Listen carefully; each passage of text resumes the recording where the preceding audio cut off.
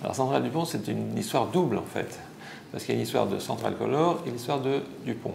On a décidé de regrouper ces deux structures qui avaient beaucoup de points communs, mais qui étaient un peu faiblissantes à la suite de l'érosion du marché. C'est-à-dire qu'avant, les laboratoires photographiques, et particulièrement les professionnels, étaient le passage obligé des photographes.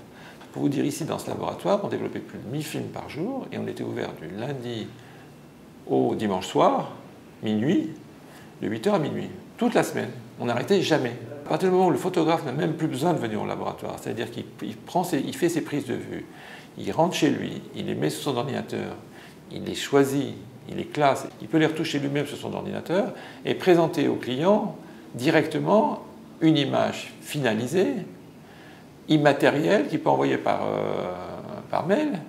Le client peut la choisir et après elle peut aller directement chez l'imprimeur ou chez le maquettiste.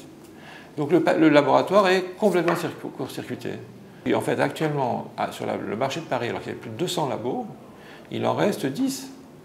Et en gros labo, on n'est plus que 2. Quand je dis gros laboratoire, ça veut dire qu'en fait, le nombre de personnes qui travaillent dans le laboratoire, c'est plus de 50, et qui font un chiffre d'affaires de plus de 5 millions de chiffre d'affaires. J'ai eu aussi un déclic, alors qui était bien avant, c'était dans les années 86, quand j'ai créé Dupont-Bastille à l'époque, c'est que je suis allé vers le grand format. Et je récupère tout le marché. Mais pas seulement le marché du grand format, je récupère le marché des cosmétiques, par exemple, qui utilisaient énormément les grands formats. Et je m'implante dans les aéroports, je m'implante partout. C'est pour ça que je suis là encore aujourd'hui. Par contre, il y a un nouveau marché qui s'est créé depuis à peu près une dizaine d'années, c'est le marché des expositions. La photo est devenue un outil de communication, mais pas seulement un outil de communication visuelle, mais un outil de communication culturelle. J'ai développé une structure dans l'entreprise commerciale orientée vers le marché culturel. Alors, on prépare le mois de la photo, on prépare Paris Photo. Je me suis investi aussi dans Photo Fever. Et là, carrément, on se jette à l'eau, on prend un espace et on va se mettre à diffuser des photographes, des photos de photographes.